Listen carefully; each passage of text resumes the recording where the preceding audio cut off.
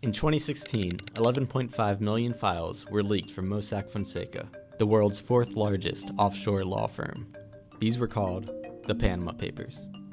Hundreds of thousands of offshore entities and shell companies connected to over 200 countries and territories appear in the papers. Prominent world leaders, politicians, business people, and the super wealthy were exposed to have been using offshore accounts for tax avoidance and other purposes. So, why should you care? Every year, about $70 billion that the US could be using for infrastructure, law enforcement, healthcare, or education is missing.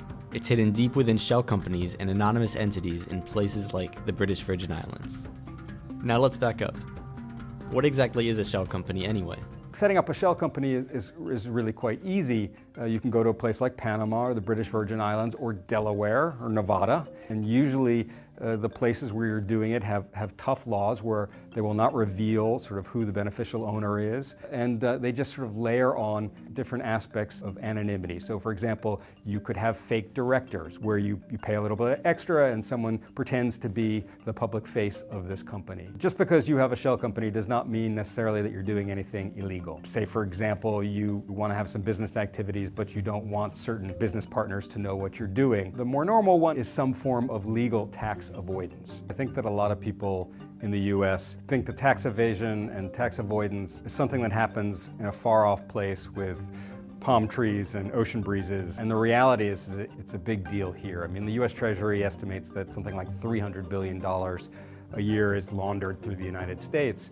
Foreigners are coming in and buying a property with anonymous shell companies, and some of that is perfectly legitimate, but some of it is clearly money laundering and corrupt officials and other people using their cash to park it in property and making it impossible for the people who live there to afford it. You know, our government is claiming that it doesn't have enough money for infrastructure or for healthcare or for police or for education. And at the same time, there's just huge amounts of tax avoidance and tax evasion going on through this secrecy world. Worldwide, tax authorities have collected more than $500 million based on the Panama Papers leak.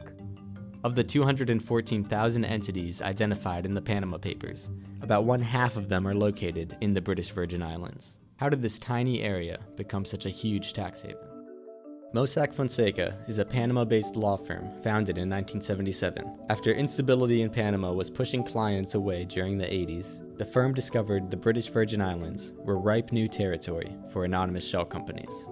Their vision was to be the McDonald's of the offshore system, right? It was high volume, low cost. And so they were going to pump out these anonymous shell companies and make them available to a wider audience. In the beginning, that's a great business model, right? Because all you're doing is you create this anonymous shell company, you give it a name, you don't care who actually is behind it, and you stick it in a folder and you forget about it until a year passes and it's time to invoice for the renewal. Later on, you know, there's more vetting. Governments start to realize that these are being used by criminals and money launderers and things like that, and so they say, we need more information.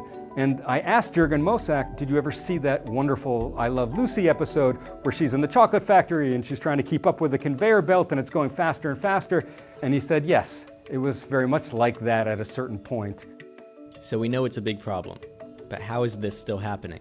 There's a lot of bureaucratic inertia and timidity in the IRS, for sure. But another big part of it is that Congress has eviscerated the IRS. They've starved it of funds, there's been a lot of retirements, and so you've deliberately hobbled the IRS and made it impossible for them to go after this kind of tax evasion. A lot of this information is being held in banks and in jurisdictions where they do not cooperate with US authorities easily. The only way that the IRS can really figure out what's going on is through these leaks. And it's really these leaks in recent years that have allowed the IRS and the rest of the public to really get a vision of how this system works and how big it is, how all-encompassing. It's going to take people being aware that you know, the reality is we don't have to accept the austerity that is being forced on us. I mean, the Europeans are ahead of us on this because they got hit very hard after the financial crisis. You know, there were major cutbacks in multiple countries.